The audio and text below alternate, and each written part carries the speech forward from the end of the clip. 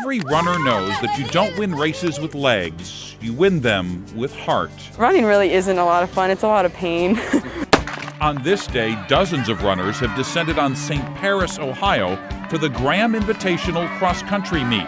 Track and cross-country are sports that some take for granted, but here in Champaign County, they take notice. Back in the 70s, starting in 76, the boys had 4 consecutive state titles. So it just became a big sport in our community. Ann Vogel is the head women's track and cross-country coach at West Liberty Salem High School, the top-ranked team in the area.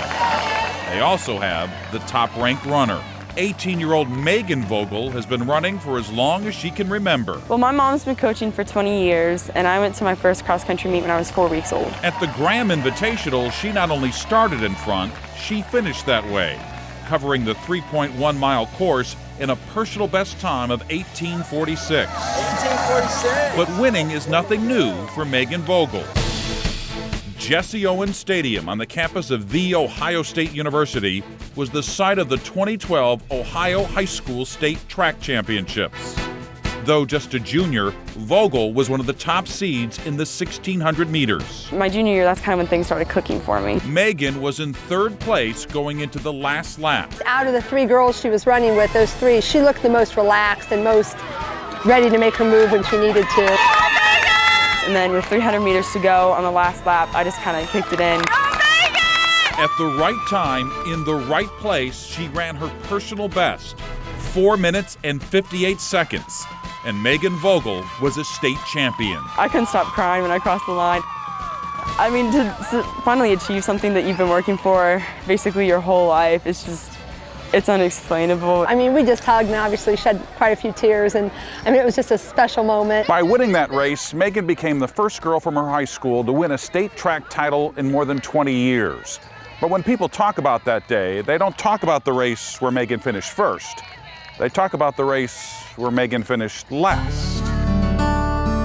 Just 25 minutes after collecting the trophy for the 1,600 meters, she had to collect herself and get ready for the 3,200. That's what's pretty tough about in between the 2 races. Among her opponents in that event was a promising 16-year-old from Findlay, Ohio, named Arden McMath.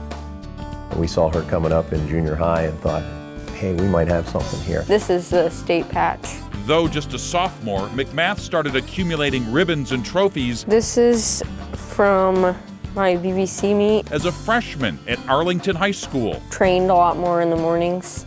I started running like every day. She's disciplined and motivated and perfectionistic. When their race began, Vogel and McMath had never met.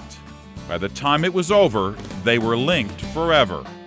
For the first half of their 2-mile run, both runners were right in the thick of things.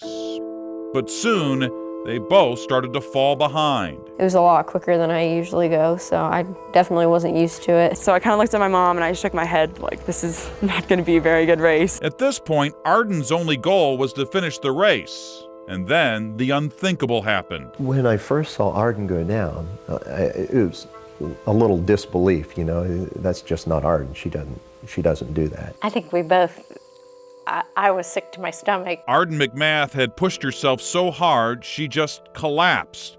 She went down, got up, then she went down again. And it all happened right in front of Meghan Vogel. I had 100 meters to go to the finish line on my last lap, and I noticed Arden had fallen in front of me. In her entire life, according to her mom, Vogel had never finished last, and she could have kept on going.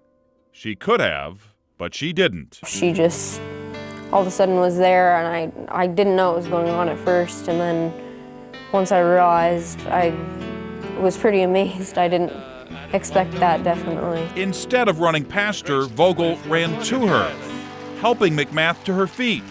And then, with her last ounce of strength, carried her the final 30 meters across the finish line, making sure that McMath finished ahead of her. I just kind of got her across the line and just shoved her a little bit and then put her arm back around my shoulders. As it turned out, Meghan not only lifted Arden McMath that day, she lifted everyone who saw it happen. People just started coming up to me, and it was kind of overwhelming because I just was like, it wasn't that big of a deal. I just helped her up. After about an hour in the training room, McMath finally felt a little better.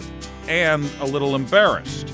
But upon reflection, she was happy to be a part of an inspiring story. I think it was a really good thing.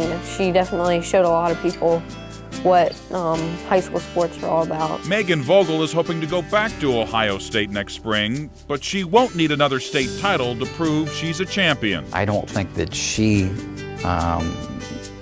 thinks that what she did is all that terribly outstanding, but obviously the rest of us do. There are different paths to every finish line, and some leave a trail. To everyone who saw what she did that day, Meghan Vogel will be remembered as the runner who was a winner, even when she finished last. I'm very proud. I'm very proud of her, obviously. Always am.